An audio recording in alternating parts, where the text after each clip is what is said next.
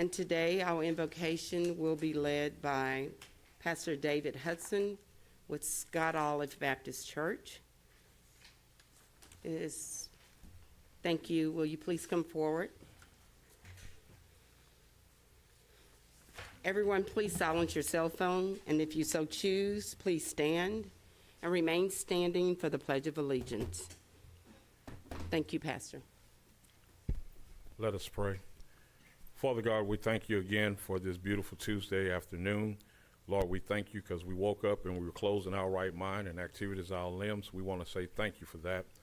Lord, in spite of everything that's going on from last Tuesday to this Tuesday, there has been many trials and tribulations and problems, but you have seen us through them all and allowed us to be here at this particular time.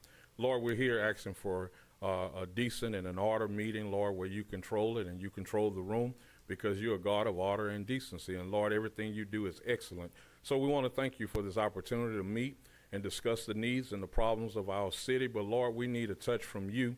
We ask that you move on our behalf from the city council, each and every member of the board, the city in general, all our first responders, all our doctors and nurses, Lord. We ask that you just touch mental health. Many are struggling with life issues as we speak right now. Just let them know that you are there, and all they have to do is reach out to you. But Lord, we ask that you bless each councilman from the mayor all the way down. Special prayers to Councilman Samuels as he's battling COVID right now. We ask that you touch in a mighty way, and all those that are battling, we ask that you keep our immune system strong, our body strong. But Lord, have your way. Unite us and let us be on one accord at all times, Lord. Let us put away our differences. We may not always agree, but Lord, at the end of the day, we are our brothers and sisters keepers. So let us be there for one another. Let us show love to our fellow man. Let us not forget the ones that are less fortunate, that are walking the streets of Beaumont just looking for a crumb to eat. Let us do all that we can to help and nourish them and be about it. Because Lord, we realize we're just one step from where they are. Time is changing and things could turn so quick. So Lord, while we have the opportunity to be givers, let us be givers instead of the receivers. So Lord, just have your way today. Bless this council and keep them. Continue to unify our city, Lord, that we come together so close that one fall, we all feel the effect of it and want to lift one another up. Lord, we ask these prayers to be heard on high. In Jesus' name, amen. Amen. Thank you, Pastor Hudson. Please join me in the nation's flag. I pledge allegiance to the flag of the United States of America and to the republic for which it stands, one nation, under God, indivisible, with liberty and justice for all. Thank you. May we have the roll call, please? Mayor Mouton, Present. Mayor Pro Tem Samuel, absent. Councilmember Durio. Here. Councilmember Getz. Present. Councilmember Turner. Present. Councilmember Thelshaw. Present. And Councilmember Neal. Present. Thank you. Thank you. And Councilmember Aldwin Samuel is absent today. He is recovering from COVID. He did announce that, and we would like to thank him for quarantining. Thank you. Today we have one presentation and one proclamation, and I would like for Mrs. Dana Hughes with TAN's Healthcare to please come forward at this time. Thank you. Good afternoon, everyone, and thank you. It's on? It's on? Okay. My name is Dina Hughes, and I am the Chief Executive Officer for Triangle Area Network, otherwise known as TAN Healthcare in the community, and this is National Health Centers Week. So I am running around with my own pom-poms, cheerleading the importance of community health centers. TAN Healthcare is also celebrating its 5th year as a federally qualified health center in Beaumont, and we are very, very excited about that. Many of you may be familiar, TAN has a history in the community. We've been in the community for over 30 years, and the last 5 we've been able to expand to provide primary care, behavioral health services, and a range of other support services for the individuals Pastor was just speaking about, those that are insured, uninsured, individuals who need transportation, case management support, or any other services related to making sure we are achieving optimal medical health and medical care without the expensive cost of having to pay for medical care. So we're very excited. We have a lot of things going on this week. We're inviting people to our health centers. COVID restrictions apply, to learn more about our health center and learn more about what we do. If any of you've passed down 7th Street and I-10, the last couple of weeks, you might have seen a really big mobile unit out. We were recently the recipients of an amazing gift from Temple Foundation. It is a mobile dental and medical unit that we will be taking out in the community within the next couple of months to continue providing that level of care and services. We offer care for our babies, 0 to 21, so we have the pediatric services, and we also have behavioral health. Right now, we're going through COVID. It's a lot. It wears on you. Grief, depression, anxiety, and all of those other issues that we're continuing to still manage. And so we want to be there for the community. We want to let the community know that we know life goes on, and we still have issues that we have to address, and we're here to be a part of that. I want to thank you, Mayor Mouton, for continuing to put out the COVID data and the COVID numbers regularly. I think we know now it's important that we keep an eye on this issue and that we continue to support our community in getting both tested and vaccinated, two things of which TAN provides in the community. So again, it's National Health Centers Week. We just wanted to let everyone know that we were still here, we're still open, and we're still ready to serve the residents of Beaumont. Thank you. Thank you, Ms. Hughes. At this time, we have a reading of a proclamation by Councilmember Turner. Thank you.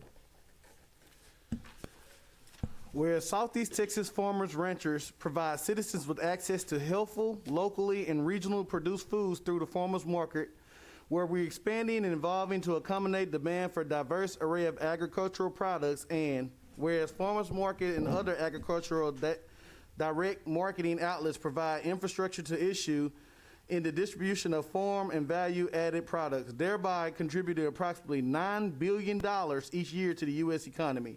And whereas farmers markets serve as a significant outlet by which small to medium, new and beginning, and veteran agricultural products, market agricultural products, generating revenue that supports the sustainability of family farms and revitalization of rural communities nationwide. Whereas the City of Beaumont recognizes the importance of expanding agricultural marketing opportunities to assist and encourage the next generation of farmers and ranchers, generate farm income to help stimulate business development and job creation, build community connection through rural and urban linkages, and more. Whereas Beaumont Farmers Market has been in operation since 2010, providing an avenue for citizens to access locally grown produce, meats, poultry, milk, and locally made baked goods and canned items, pottery, and more. With an average of over 600 shoppers through the summer months, the Beaumont Farmers Market has become a staple in our community, and we truly appreciate you, and we'd like to recognize you for National Farmers Market Week in Beaumont and call upon the citizens to celebrate National Farmers Market Week, and I'm reading this on the behalf of our Mayor, Robin Mouton, and the City of Beaumont. At this time, can you please come forward and accept your reward? Mr. McMillan, President of the Board of the Directors of Beaumont Farmers Market, thank you.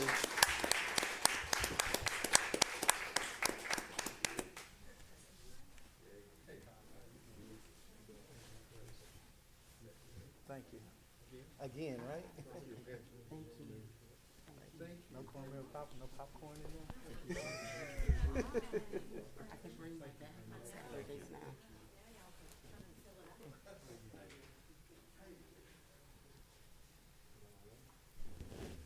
Just a quick correction.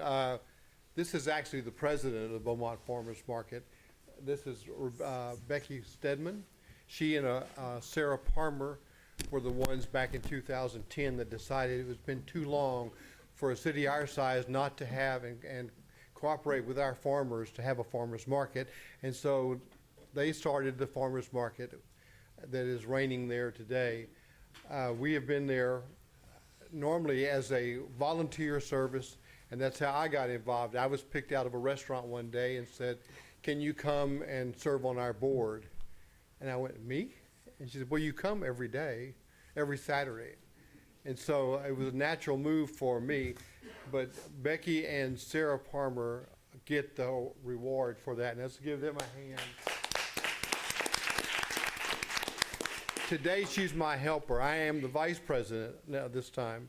But we do want to thank you and your support. For those of you that don't know, we are in the athletic complex over on College Street every Saturday morning. We start at 7 o'clock. The market opens at 8 o'clock and goes to 11 o'clock. And in those 3 hours, we are averaging over 600 patrons a day. We have people coming from Houston. Our radius is 150 miles around Beaumont, so we are the footprint of the Golden Triangle. We feel so proud that vendors from Houston come here because our market is a better market than where they are. And they go to Freeport, they go to areas surrounding Houston. We have vendors coming from the Texas and Louisiana border. That we have people coming every week. I have a man that is called Painted Angels. He works at the steel plant over across the river. He lives in Cominale, and often he gets off work in the evening shift, drives to Cominale and gets all of his produce and comes back to support our farmers market. And that I can tell you a story about each one of them because Becky and I and Rebecca Maxwell, who is our first ever executive director, are making visits to all of our farms. We're trying to get the word out that we are an active and avid farmers market. This past week we had, because of the proclamation, we had a fundraiser at Jason's Deli where everything we bought on Monday of last week, they would give a percentage of their sales to the Beaumont Farmers Market. We had a Poor Brothers brewery had a meet and greet. We had one of our farmers, Donna's Farms, there at the meet and greet, just saying, come to the farmers market. We're proud to say that the Doge Triple D Ranch is our sponsor this week for our farm. Pardon? This month, not our week. My tongue gets going faster. And so we are so pleased to accept this and to see your recognition of what we are trying to do. Do you have anything you would like to say? I just want to thank you again for providing the space where we're located. We've been at the same location, well, since 2011, which is at the athletic complex. And we do get our permit and we do everything we're supposed to do. We follow all the health department regulations, but it's without that, I don't know where we would be. It's been a real blessing for us and I appreciate it so much. Thank you. Well, Becky and Jerry, thank y'all so much. You have something I else? have one more thing Sure. to say, and it's just for you to read. This is a T-shirt that I was given the day I started volunteering. I'm going to say to you as a group, remain calm. Thank you very much. Thank you. Thank you so much.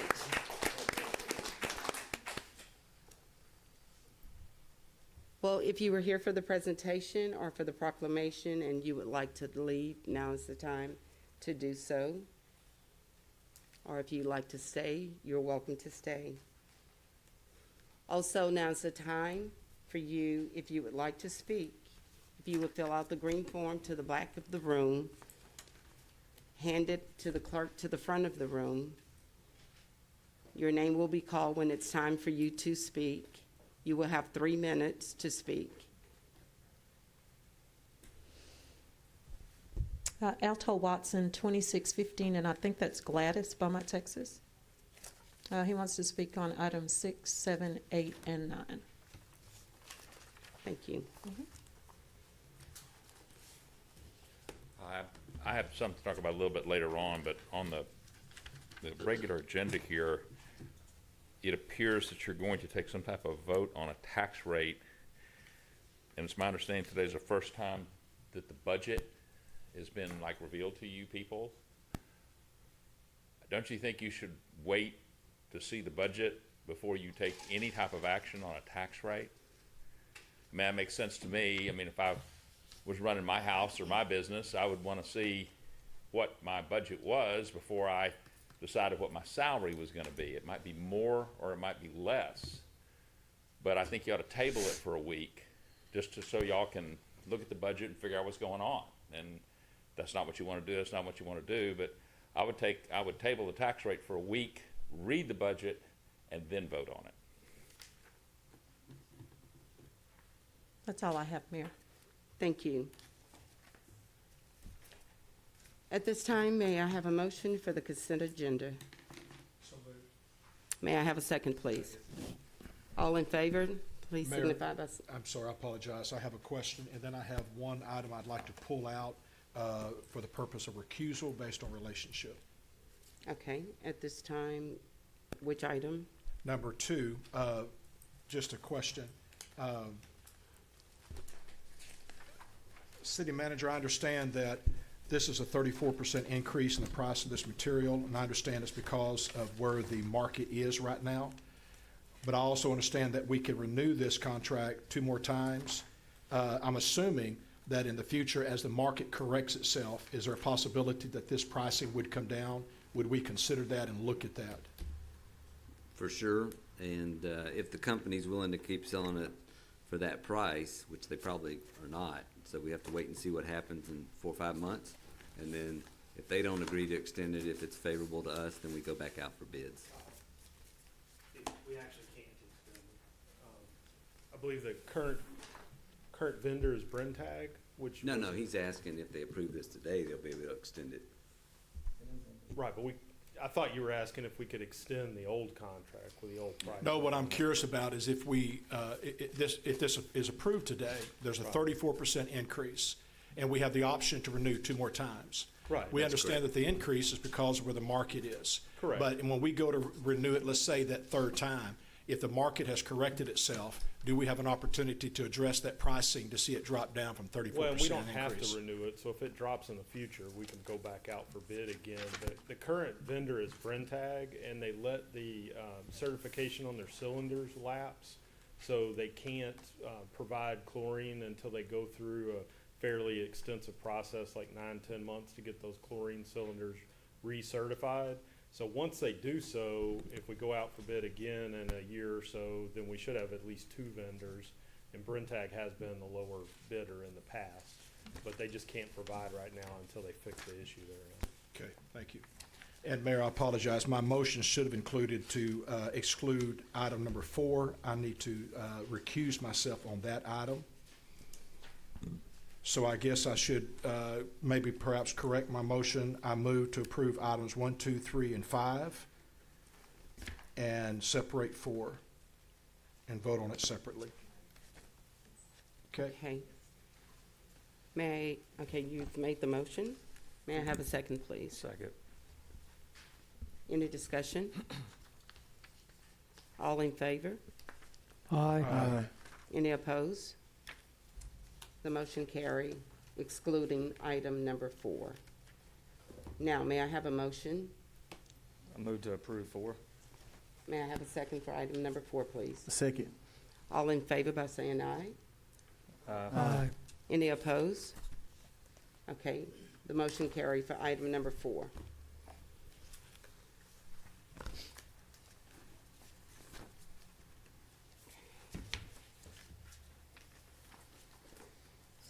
Mr. Manager, may I have the reading of item number 6, please? Yes, ma'am. Mayor and Council, item number 6 is to consider a resolution receiving the proposed fiscal year 2022 budget and schedule a public hearing.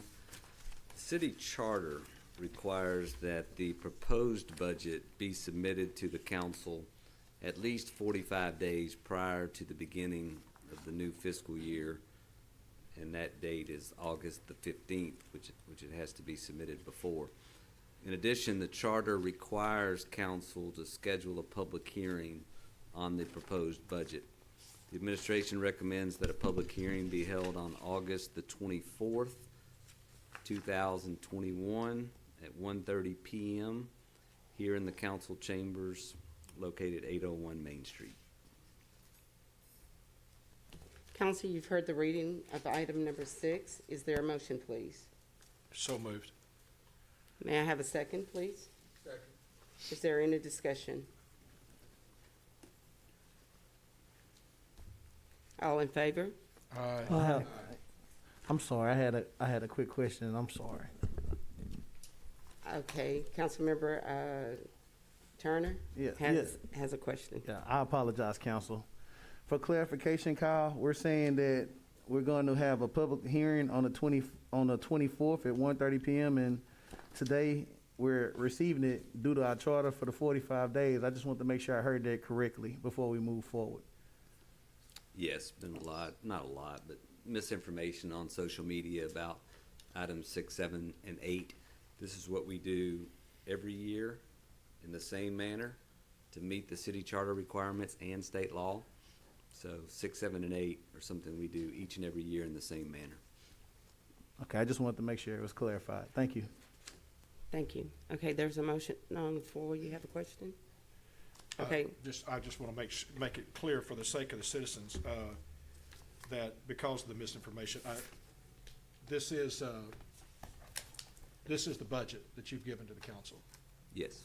So today is a proposal for us to hold a public hearing on this budget, and then we vote on it later. But the council does have it for consideration. Yeah, the charter requires that it be provided to you before August the 15th, and it requires that you set a public hearing, which you'll do today or consider, and then after that public hearing, then you'll consider adopting it sometime probably in late September, middle to late September, at your choosing. Thank you. Councilmember Getz. The budget that we were handed today was the first time that council has seen this budget. Is that right? Yes. Thank you. Any other discussion? Okay, there's a motion on the floor. Please signify by saying aye. All in favor? Aye. All opposed? The motion carries. Please read item number 7, please. Mayor and council, item number 7 is to consider resolution receiving the proposed 2022 capital program and schedule a public hearing. The city charter requires council to schedule a public hearing on the proposed capital program. The administration recommends that the hearing be held on August the 24th at 1:30 p.m. here in the city council chambers. Council, you've heard the reading of item number 7. Is there a motion, please? Move to approve. Thank you. May I have a second? Second. Is there a discussion? All in favor, please signify by saying aye. Aye. All opposed? The motion carried. May I have the reading of the next item, please? Item number 8 is to consider establishing and taking a record vote on the proposed 2021 tax rate and schedule a public hearing. The administration recommends the city council establish a tax rate required to support the proposed budget equal to the tax rate of 0.705 per $100 of valuation. In accordance with Chapter 26 of the Property Tax Code, the City Council must take a record vote to place the proposal to adopt the rate on the agenda of a future meeting. If the motion passes, a public hearing must be scheduled. It's recommended that the public hearing be held on September the 14th, 2021 at 1:30 p.m. in the council chambers. Thank you. Council, you've heard the reading of item number 8. Is there a motion, please? So moved. Is there a second? Second. Second, Councilmember Neal. Any questions or discussion? Councilmember Getz. Mr. Manager, I want to make sure I understand. Are we about to take a record vote on this today? Yes. You're asking us to take a record vote to approve a budget rate to approve a tax rate to raise enough revenue to support a budget that we just received moments ago. I don't think that is appropriate. Mr. Watson addressed that earlier in this meeting. Maybe we've done it that way in the past. I don't know if we've always done it that way. I know other entities don't do it that way. Their councils have the opportunity to have a draft budget before they establish a tax rate. And I don't think that we can intelligently address whether or not this tax rate is appropriate until we've had a chance to look at this budget. So for that reason, I cannot support this. I have a question. Councilmember Neal. Thank you. We're not voting on the tax rate. All we're voting on is setting a rate to have a public hearing. Between now, this budget doesn't go into effect till October 1st. Between now and October 1st, once this vote today, it can't go over this 0.705. But it can always go down. This whole budget can go down between now and October 1st. I understand we can always make amendments. But you have to set a rate. You want to set a rate to have the public hearing based off of. I don't want to set a rate until I've had time to look at the budget. Could I Mayor, interject? question. Yeah, maybe our CFO can explain it to me. Thank you. So if I could hopefully bring a little clarity to this, because it is complicated. But, so by the charter, we're required to bring a budget to council by August 15th.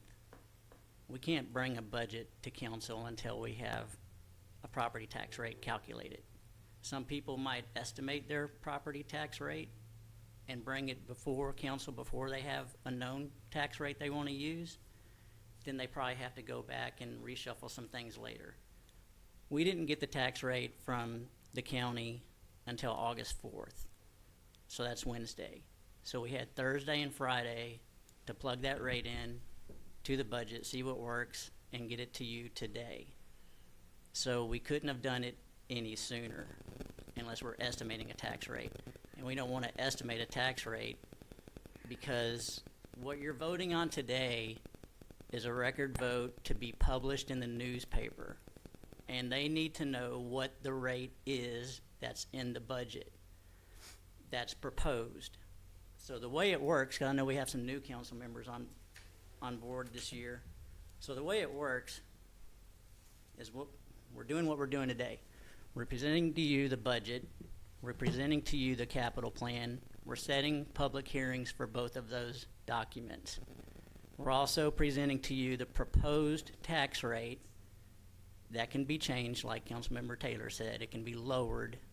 But whatever we say, whatever you vote on today, it can't be higher than that rate because you have to start your publication of notice requirements all over again. You can go lower, but you can't go higher.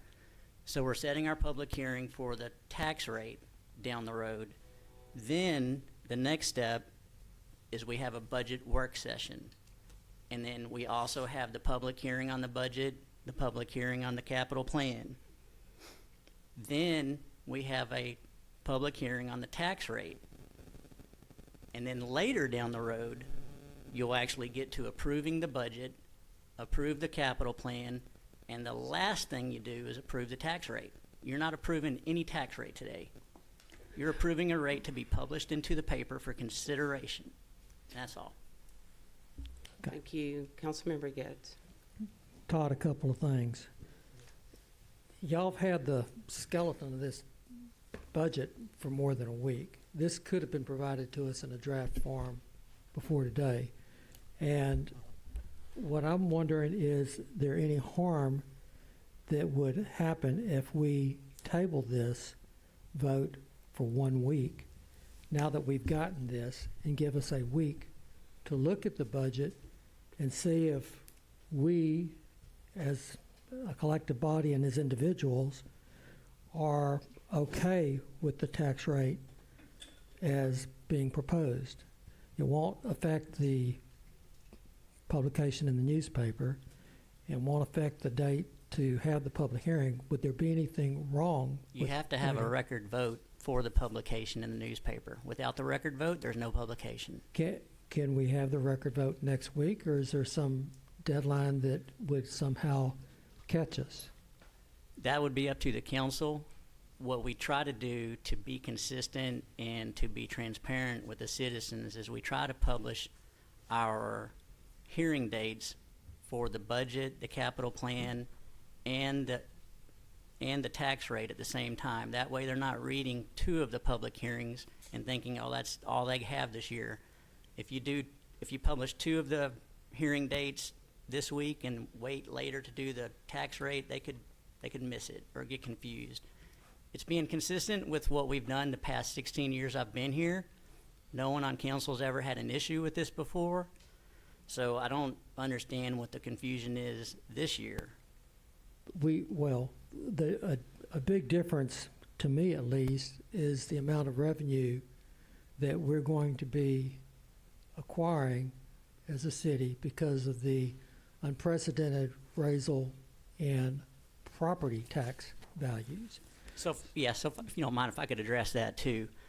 So I've read pretty much what other people have read about $9 million being raised from tax revenue. That's absolutely false. I don't even know where that number came from. The actual number is $6 million, and that's between the debt service fund and the general fund. An extra $1 million is going to the debt service fund because not all the information was published in that article. You know, you'll see it coming up in another agenda item or so. We're borrowing $33 million. Usually for every $10 million that the city borrows, we have to increase the tax rate 1 cent. Obviously, because of the higher appraised values, we're not increasing the tax rate. We're actually lowering it by 0.5%. But we're borrowing $33 million.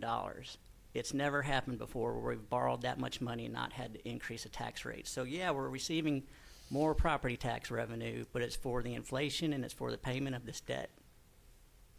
I understand, and I think I heard you answer earlier that it would be up to council. There would be nothing bad that would befall us if we tabled this for a week. And the only thing I would say that could be bad is that we still have to give the budget to the city clerk by August 15th. If you're not approving the rate that's in there, to me it's not transparent to the taxpayers because there's no notice published, there's no information published on what that rate is in that budget. If you don't like the rate now or you want to change it, my suggestion would be y'all figure out what rate you want to put into the budget quickly, give us time to put that information in, and y'all maybe have a special meeting on Friday to meet the August 15th deadline.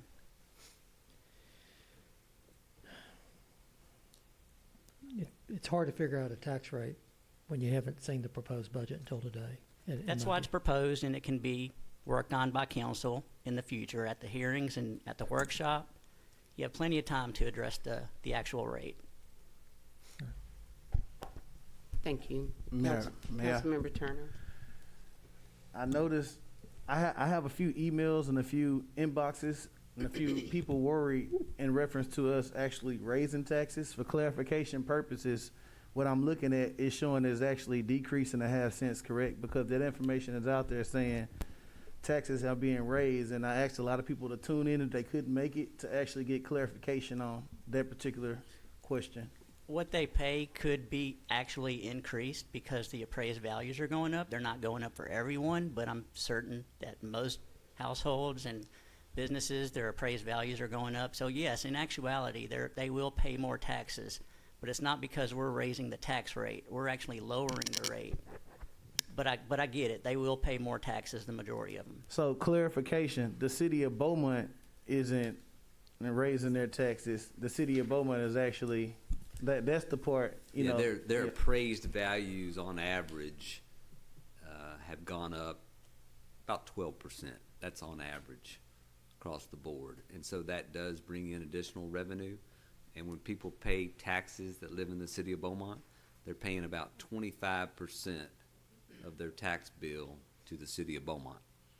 The other 75% is going to other entities. So the average taxpayer in Beaumont will likely pay more in 2022. But if the council considers this proposed tax rate here in September, it'll actually decrease from 71 cents to 70.5. And, over the last 20 years, the tax rate has only increased twice. And it was both times were tied to debt issues. for street projects, drainage projects, general improvement projects. So in this case, as our chief financial officer mentioned, this would be the first time that we've seen where if the council approves this $33 million in new debt for street and drainage projects, we'll be able to do it without increasing the tax rate. Well, actually, the council would actually lower the tax rate. But to answer your question, most people would pay more. And the reason that is because the appraisal district is charged by state law to assess property at 100% of market value. And I don't think they were doing that. And the state told the appraisal district as well, not only here, but a number of appraisal districts across the state of Texas, look, you need to increase the values of these properties to be more in accordance with state law. So that's what they've done. And yes, it will produce more revenue for the city of Beaumont. And that goes to pay for this debt. If y'all approve it, the $33 million, it goes to pay our police officers, firefighters that we have contracts with. It will provide a 3% wage increase for our civilian employees. It goes to pay for goods and services that have definitely gone up over the last year, mostly because of the coronavirus. Prime example was buying those chemicals that went up 34% from the last 6-month contract. So as our citizens are facing at their household when they go buy gas and buy groceries, pretty much everything's gone up. So the additional revenue is needed, but it's going for good purposes. And that's why we're recommending it. Mayor, Councilmember Gibbs. to raise the same amount of money in this coming fiscal year that we had coming in from property taxes last fiscal year, we could actually lower the tax rate from the current 71 cents to 64.7 cents. Is that correct? That's correct. Okay. Can I add something? Yeah, well, let me finish. Contracts. Let me finish. And then we had a work session, and if I recall correctly, we were talking about a proposed tax rate at that time of around 67, 68 cents. Is that, do you recall that? So I made some qualifications during that presentation. So there's 15 pages of calculations to come up with a tax rate. I didn't go through all 15 pages of calculations. I told you it was very preliminary. I told you there'd be no adjustments in my estimated tax rate for sales tax and other adjustments that go into it.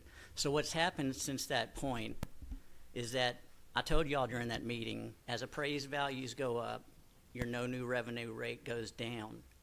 What's happened since that meeting is that the appraised values dropped. So that's going to bring your rate up. So we went from being 14% above appraised values from the July 5th tax rolls to only barely 12% on the certified rolls. So just that play alone increased the rate that I was talking about a couple of weeks ago. All right, but the rolls aren't certified yet, right? I mean, there's still. That's what I said. The rolls were not certified at July 5th. I told you a lot of things could change between July 5th and July 25th when they would be certified. And that's what happened, is that the roll value actually dropped from July 25th through the certification date by at least 2%, which would increase your no new revenue rate.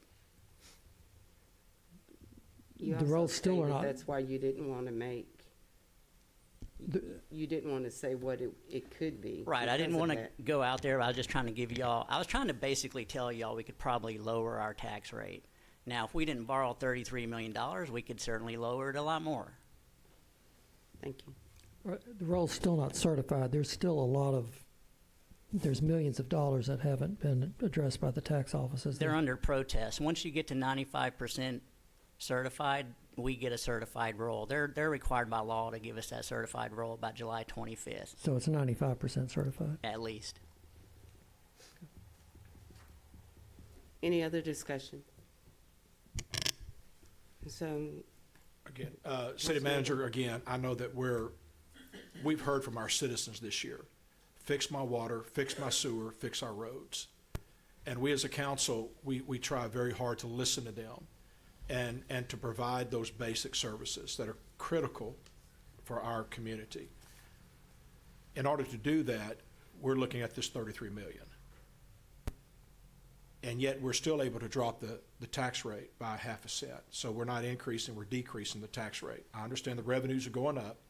That's not because of us, that's because of the value of their property is going up, which should have been corrected years ago. We're running behind. It's finally catching up to us.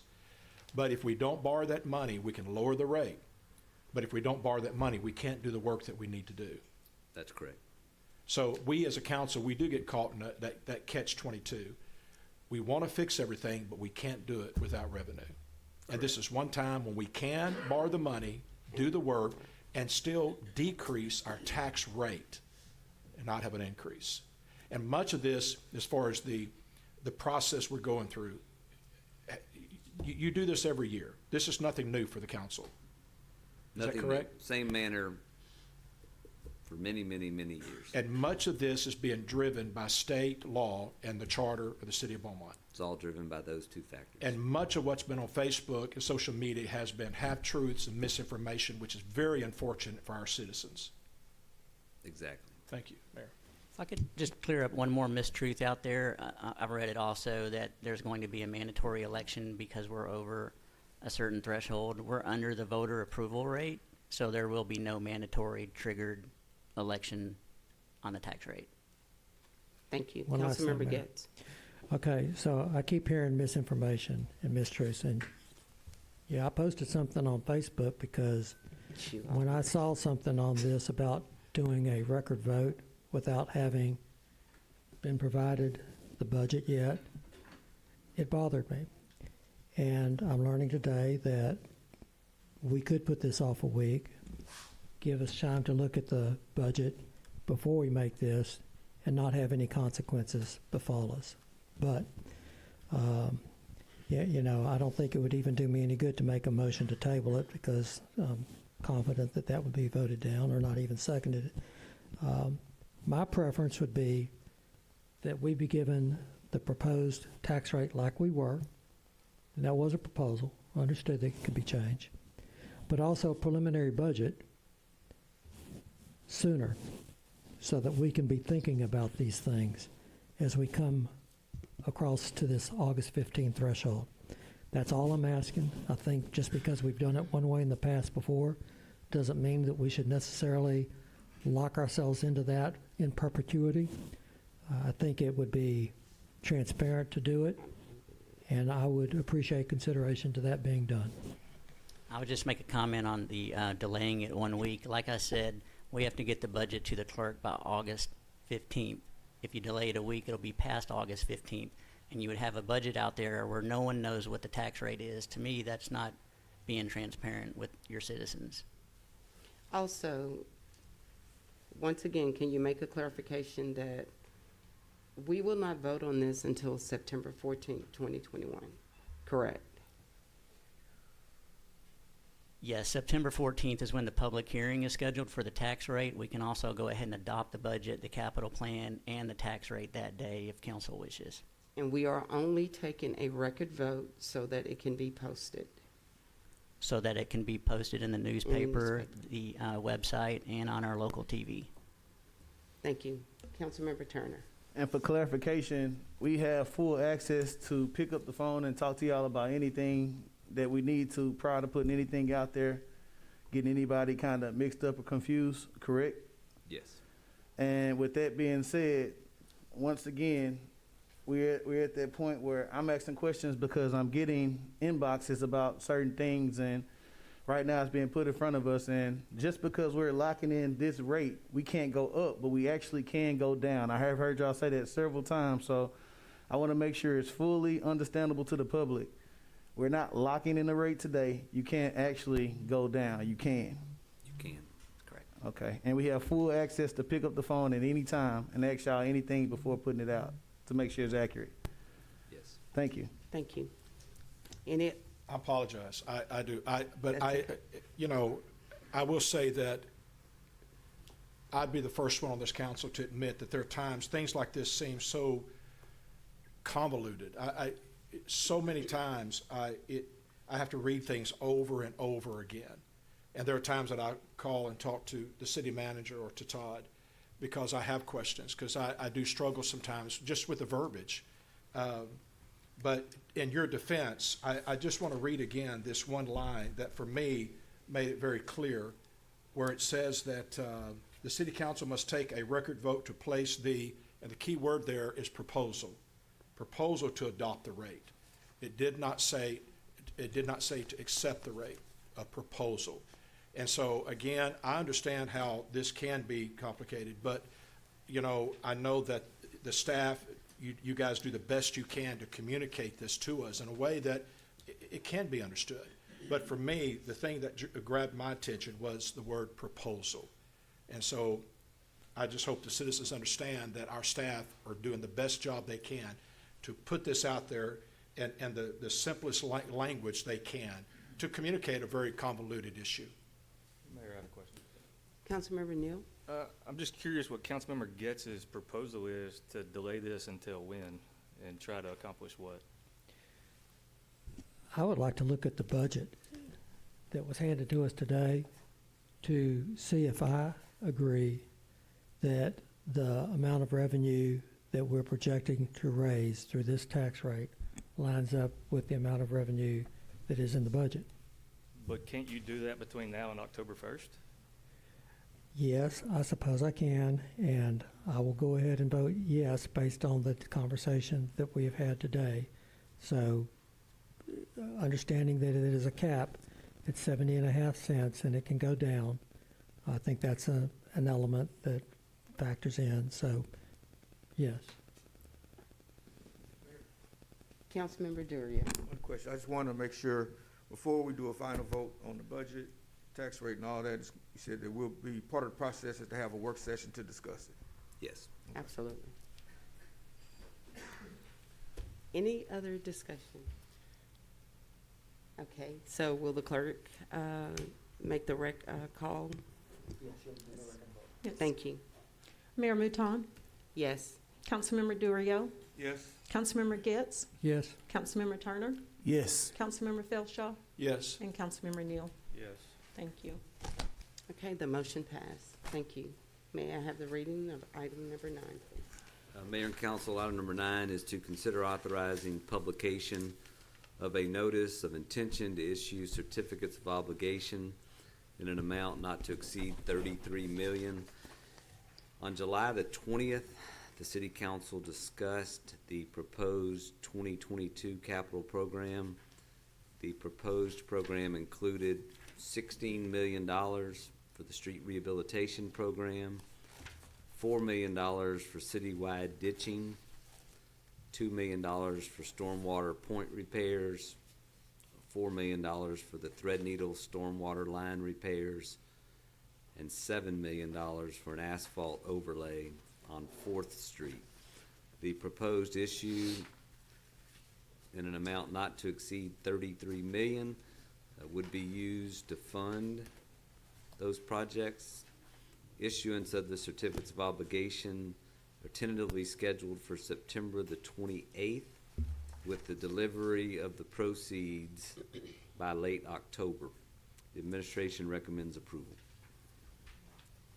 Thank you, Council. You've heard the reading of item number 9. Is there a motion, please? Move to approve. Thank you. May I have a second? Second. There's a motion and a second on the floor. Do we have any questions? Councilmember Neal. Thank you, Mayor. Mr. Manager, I would like to see if you guys can provide us with some type of schedule for these projects, from engineering all the way through some type of preliminary completion schedule, just so council can better hold staff accountable to get these things completed in a timely manner. Okay. Any other discussion? Councilmember Duria.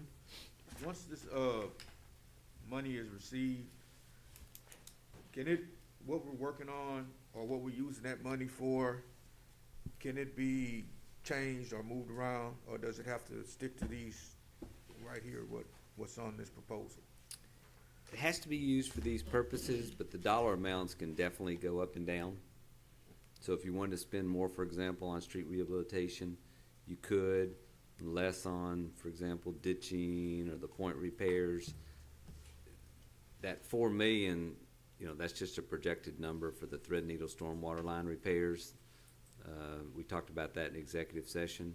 That number, again, it's just a ballpark estimate. And then so is the $7 million overlay on 4th Street. But to answer your question, especially those first 3 projects listed, you could spend more or less depending on the priorities of the council. And Mr. Manager, whenever that does happen, you always come to the council to ask us to approve. Yeah, yes, ma'am. The overage. The council approves anything over $50,000. You approve change orders, anything over $10,000.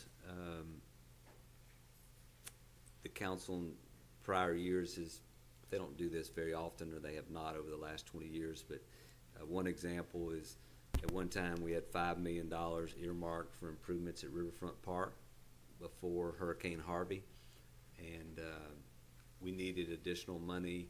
The council wanted to see additional amenities at the Lakeside Center, and the council voted to move $2 million from that Riverfront Park project to the Lakeside Center project, which you have every right to do. So you do have the flexibility as priorities change to do that. Thank you. Any other discussion?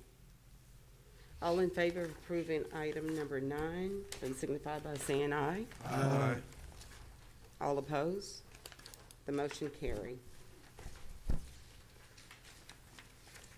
At this time, City Council meeting will hold the executive session. Today we're going to do something different. Executive session will be held here in the chamber. So I will ask Officer Morrow and ask all citizens to please exit. You can stand out in the hall. And we're doing this because of our small chamber upstairs. We're going to stay down so that we can have more room to spread out. So Officer Morrow will lead you out, and as soon as we're finished, if you stay, she will contact you and let you know when you can return back into the chamber. Mayor, are we doing the public hearing today or not? We will do the public hearing. After executive session? After executive session, or do Okay. y'all want to go ahead and do public hearing? It's up to you, Mayor. We wanted you, the council, to be able to ask any and all questions like you normally do when there's negotiations related to possible tax abatement. And I think, the mayor and council members would like to have the executive session upstairs where you normally have it. And one council member was not willing to stay down here during that process, so that's why we're having it down here. And it's up to the council. You don't have to have the executive session. We could move forward to the item, and you can ask any questions you want. And I think we're in a position to answer them, but it's up to you whether you want to have executive session. If there's some private information you want to ask, if not, you could just go straight to the item.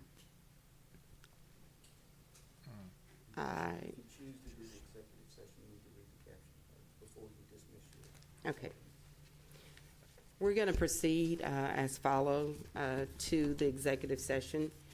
And we will have executive session considering matters related to contemplating or pending litigation in accordance with Section 551-071 of the Government Code, claim of enterprise rental car, and to discuss and deliberate economic development negotiations in accordance with Section 551-087 of the Governmental Code. Specifically, Arbor Renewer Gas LLC is seeking incentives for the creation and potential future expansion of the facility suited between Highway 347 and Highway 69 South, approximately 145 north of OCI methanol plant property. Thank you.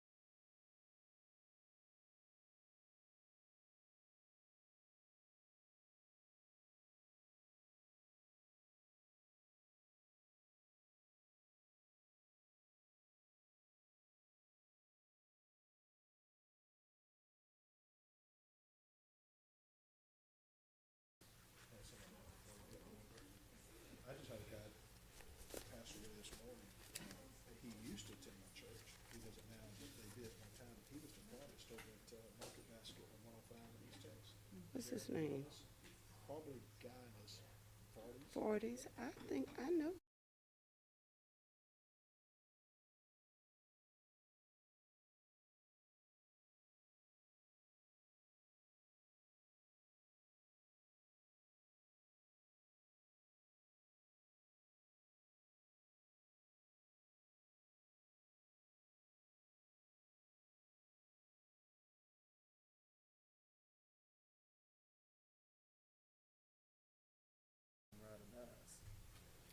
Thank you. Okay, we will resume.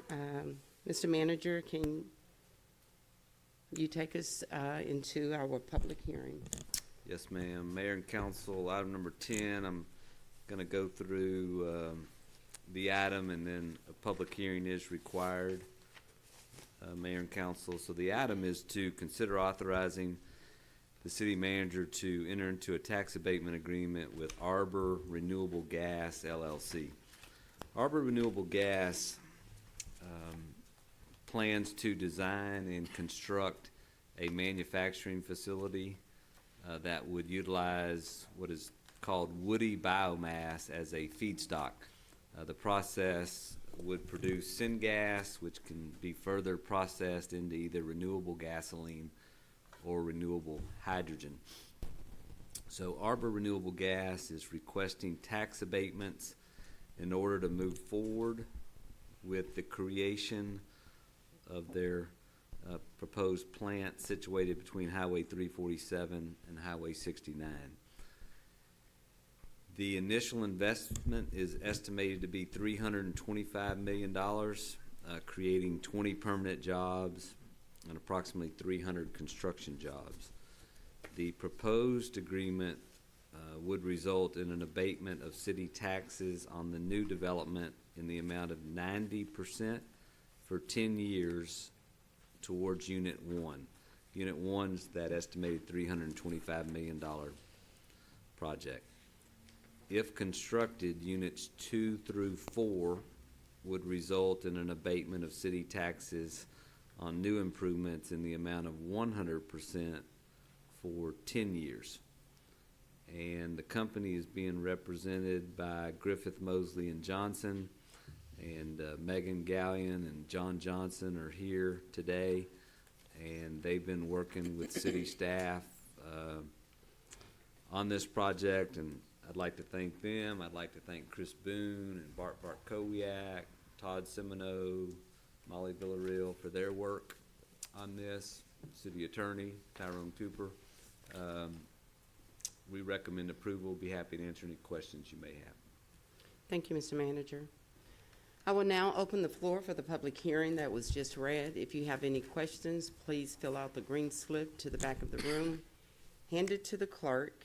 The green light would come on when you begin speaking, and the red light will come on. You will have 3 minutes to speak on this item. Thank you. Nicholas Hunter, 9155. What's the address, Nicholas? I can't. Which street? Is it Mapes? Mapes, yeah. Mapes Street, I'm sorry, Beaumont, Texas. All right. Thank you. I was reading the tax abatement stuff, and it's real confusing. I'm not a lawyer. I'm not a real estate agent. I make videos for a living.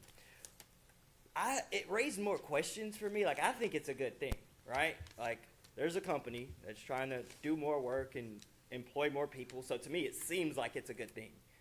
But what I couldn't figure out is if these kinds of tax abatements are good for small companies and big companies alike.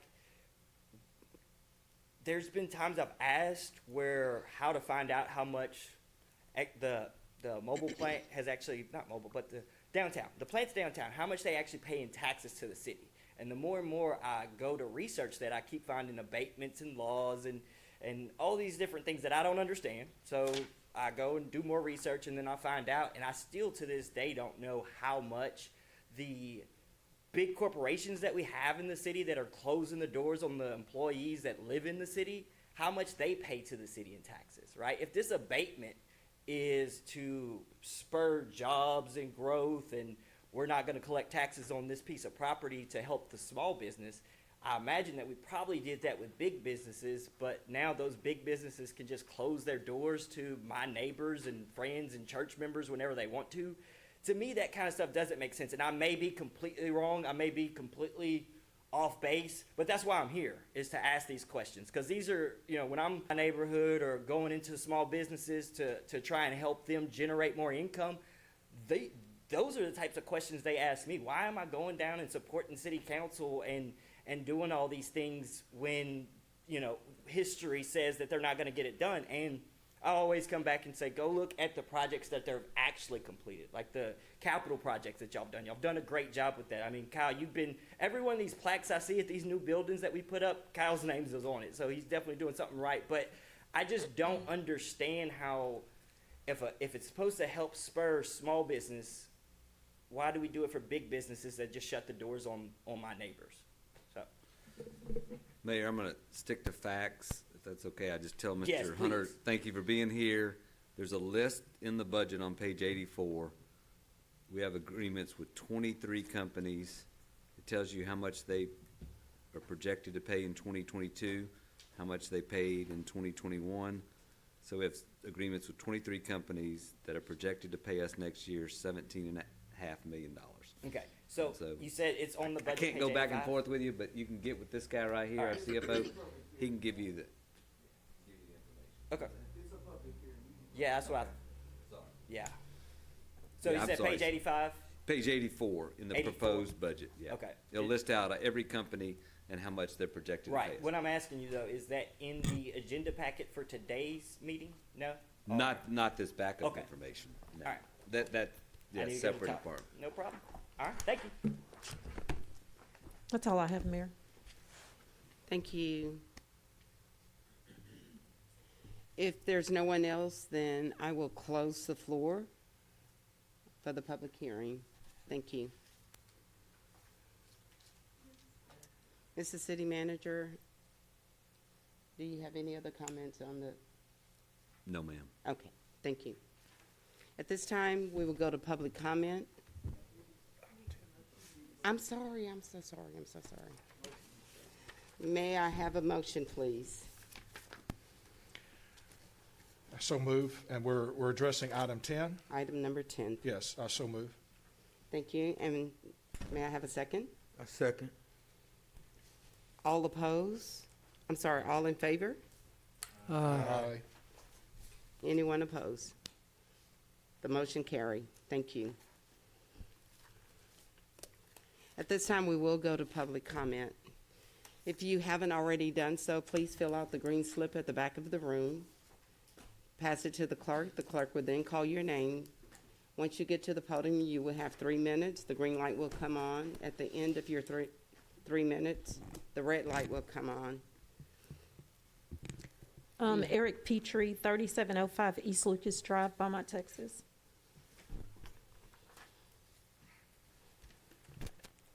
Good afternoon, Councilman. I got a petition that I'm about to read. I want to thank all y'all for coming back on y'all jobs and winning y'all position.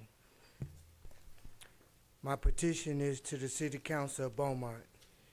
Tenants of Beaumont Senior Citizen Building located at 3705 East Lucas Street. We are requesting the removal of the bus bench located directly in front of our residence in which we reside. This bus bench provides a hangout for drug dealers and prostitutes. These individuals commit crimes, drug deals, run rapid throughout the day and the night in front of our building which we seniors live. The city bus bench puts seniors at risk because we transit this area on a daily basis. This Beaumont Police Department has to be called to this location on a regular basis for our incidents continuously occurring and around this bus bench. There are 2 other bus benches that are relatively close that citizens can utilize to transit to wherever destination they choose in the Beaumont area. The residents of our building We would greatly appreciate your consideration of this bus bench removal matter.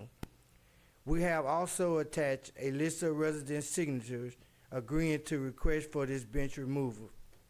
Senior citizens who reside at 3705 East Lucas would greatly appreciate the council's actions on this request at your earliest convenience. Thank you very much, considering senior citizens and registered voters. I rode around a little while, and I made a couple stops to see about other bus benches, and I found a bus bench across on Darling Road at Kroger's grocery store. There's a bus bench there, enough for 2 people to sit down with no cover over it.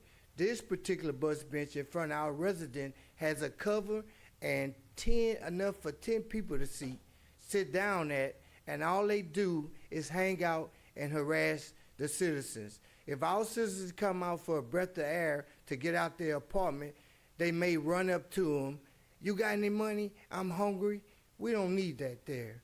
There's a bus bench 1 block at the John Davis Community Center, 1 block to our right, 1 block to our left.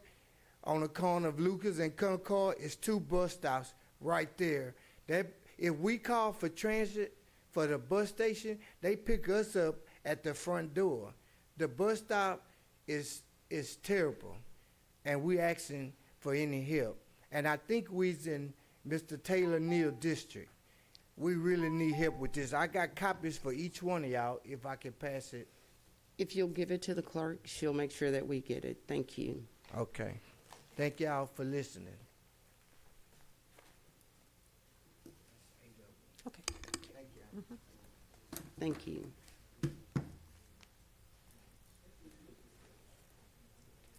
Alto Watson, 2615 Gladys, Beaumont, Texas.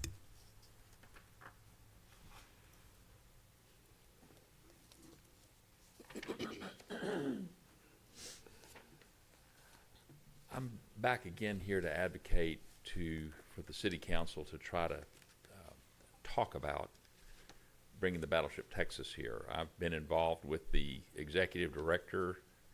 He texted me yesterday and said, I haven't gotten a call from the city. I haven't gotten, what's going on? I said, I don't know. I've called the mayor's office 3 times, left 3 messages, left a message with the number of the executive director. No one has called them. The Battleship Texas Foundation wants to come to Beaumont just to sit down and talk to you people about the ability to put the Battleship Texas here. They are wildly excited about the location because you can see it from the highway. You can see it from the Purple Heart Memorial Bridge. And it's the only location in Texas like it.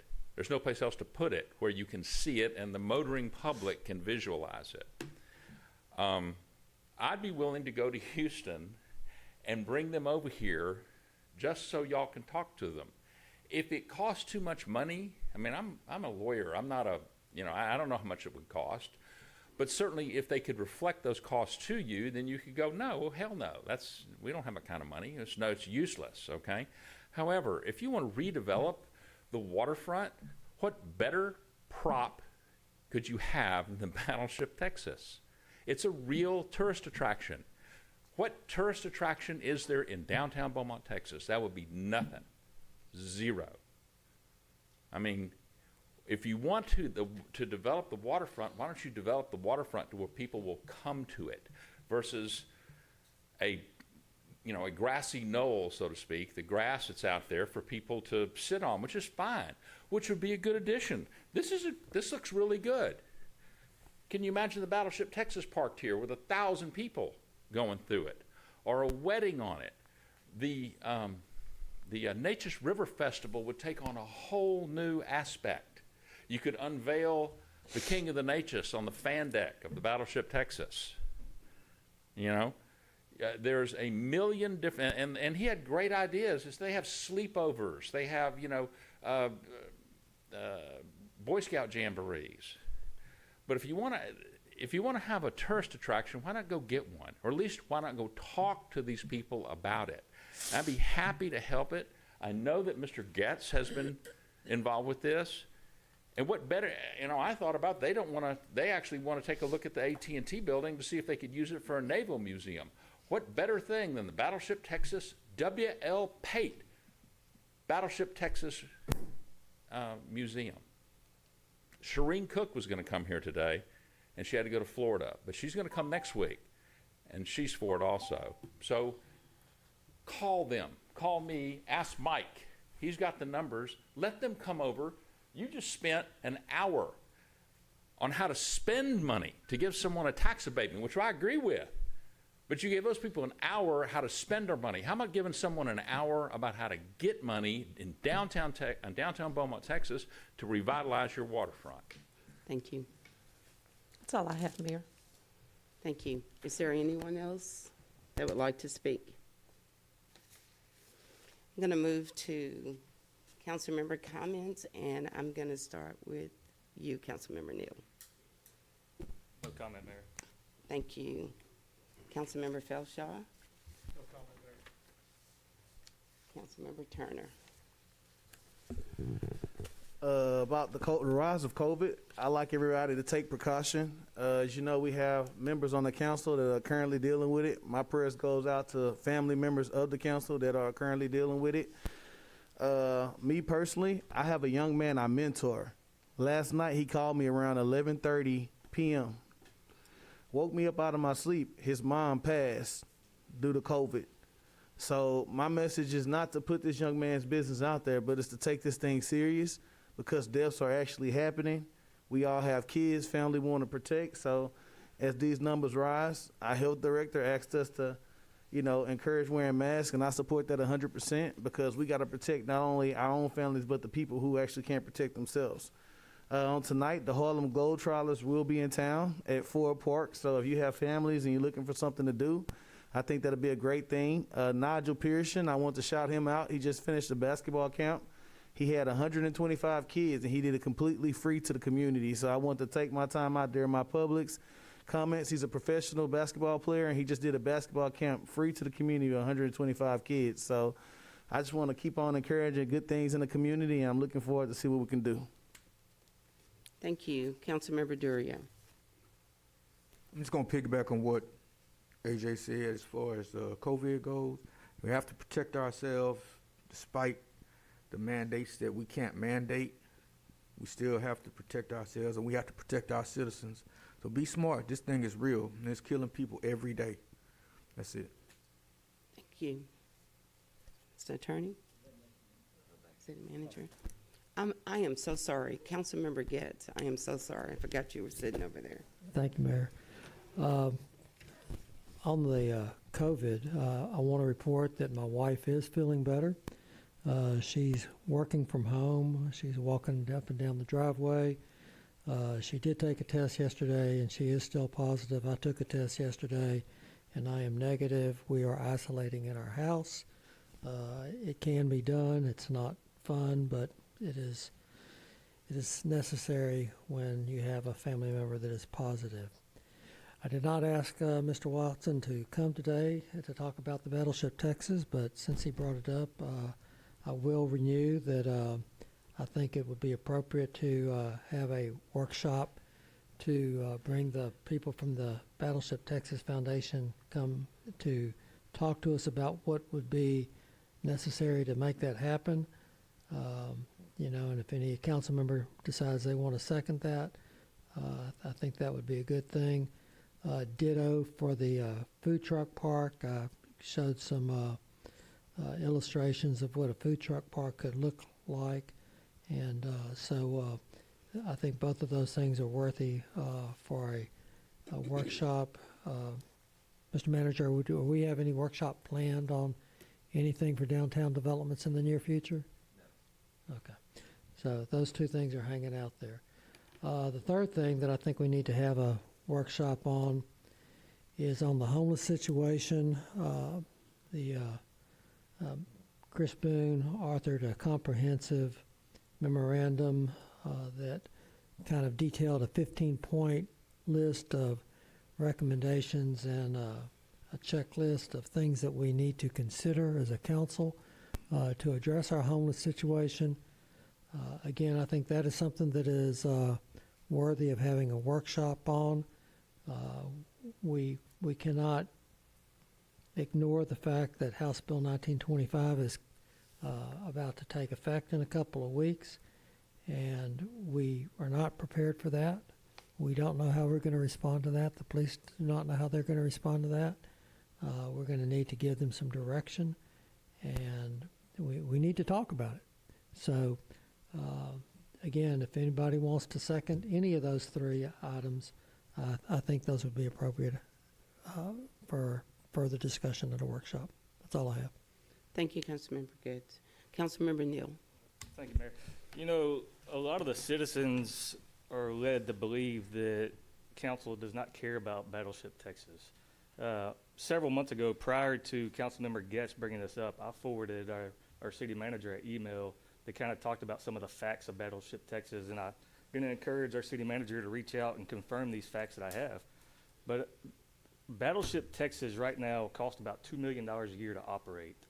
They have, where it's at right now, they're getting approximately 80,000 visitors a year. And to make this thing work, they need about 350,000 visitors a year to get close to even breaking even again. In the past 10 years, the state of Texas has spent $85 million to maintain this thing. They're in the process about to spend another $30+ million to bring it back up to the condition it needs to be in. This is not a cheap thing. All these other numbers are not getting put out there. And I would like to encourage our city manager to reach out and confirm these numbers that I've been provided and that I've shared with council, and put these facts out there. Thank you, Councilmember Neal. Mayor, Councilmember Getz. again, this isn't a posted item. We can't have discussion on this. The appropriate place to do this is in a workshop. The fact of the matter is that I am sure that the Battleship Foundation people would love to come here and talk to you about what their numbers are. I would not want the city of Beaumont to get in a situation where we were financially obligated to maintain the battleship. That's not my understanding of how it works. It is maintained by the state of Texas and by the, I think it's either the General Land Office or the Parks and Wildlife Commission, but it is not the responsibility of Harris County to maintain the Battleship Texas, where it sits right now outside of LaPorte. These are all things that need to be discussed in a Q&A session where people can ask questions and get answers, and we have not been able to do that because no one will second the request to have a workshop on this. So I don't know what the reason for that is, but whatever it is, that's the appropriate session to discuss all this. Thank you, Councilmember Getz. Okay. I would like to say that I have the numbers and the report from our city health director. Our city health director is here today, and I will ask him if he will come up and speak to the COVID numbers. COVID, this new variant has taken a whole different life of its own. And as the mayor of the city, the council, I am asking each and everyone to please take every precaution necessary, wear your mask when possible. No one can mandate you to wear a mask. No one can demand for you to wear a mask. But we are asking that each person please be as responsible as you possibly can. Councilmember Samuel is out. He did post that he tested positive, and we're praying for his recovery and for him to get back. Councilmember Getz's wife also went public that she was positive. And that's why you see the different seating arrangement here today and why we use the chamber for our executive session. So at anytime possible, please take every precaution. So at this time, I'm going to ask our Health Director, Mr. Kenneth Coleman, if he would please come up and give us a full update. Thank you. Thank you, Mayor, Council, City Manager. As the Mayor was speaking earlier, and I really appreciate the council members who are continuing to encourage everyone to wear their masks. Our numbers are approaching where we were last summer. In June of this year, in the county, we were averaging 9 cases a day. Right now, through August, we're averaging 134 cases a day. So we are in the red, the severe threat level, but we really base it on our hospital census. And yesterday, the 3 major hospitals in the county had 208 COVID patients between all 3 hospitals. But 92% of the COVID patients in the hospital is unvaccinated. We have 31 patients on ventilators. 97% of those patients on ventilators are unvaccinated. Right now, St. Elizabeth has shut down all visitations other than end of life and delivery. They're only allowing 1 visitor on those 2 occasions. We're all tired of wearing the mask, but we're approaching that level again where things will shut down.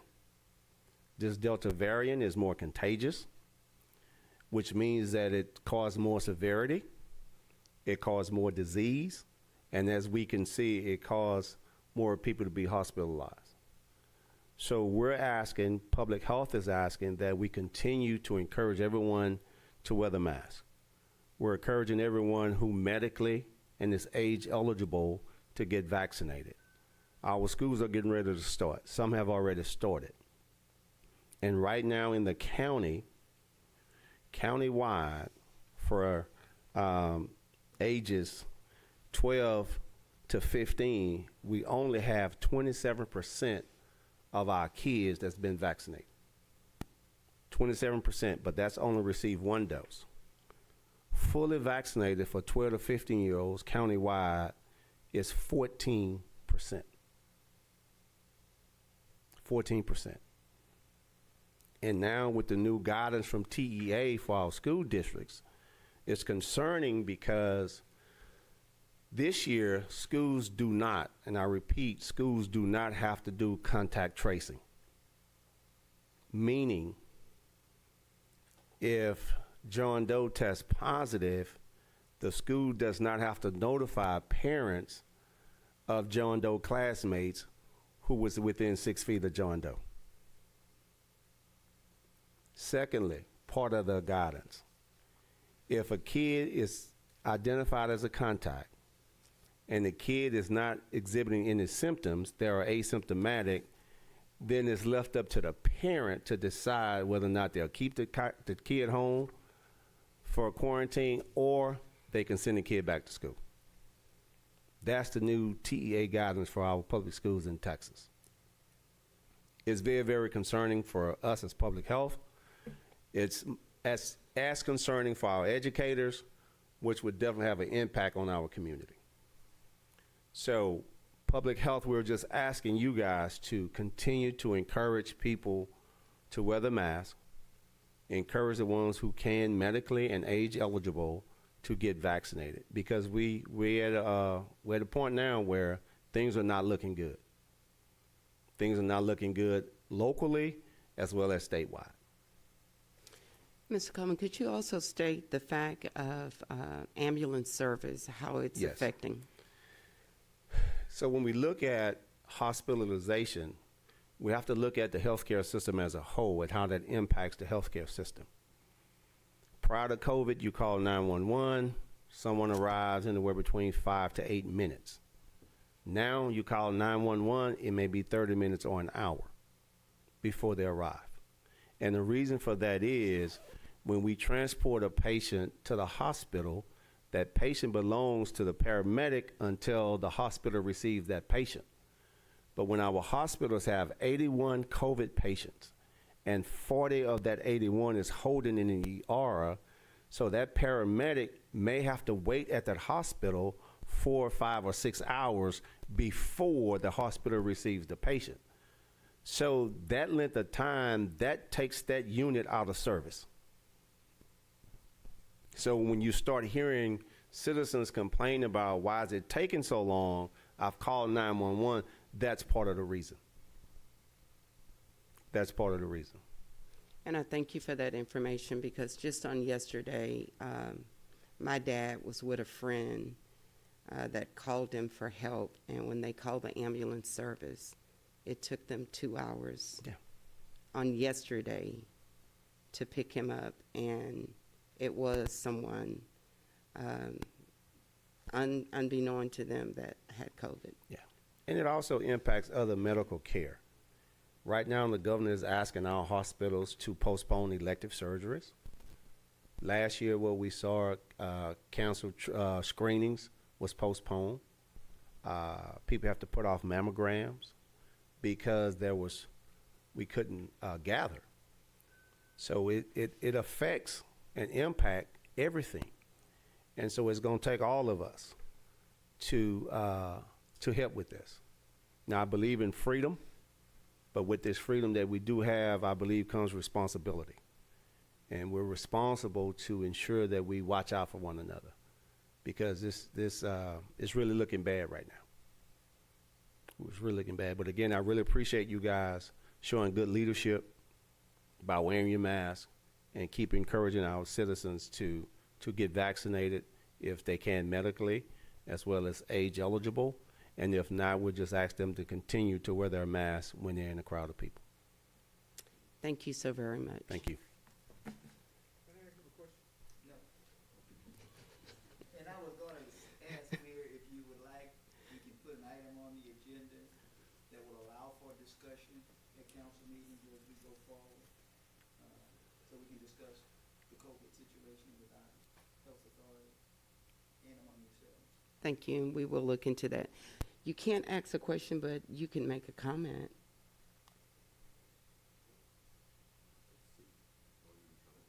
It's not a posted item for discussion. I just was wondering, of the people that were in the hospital, approximately how many of them were children under the age of 12?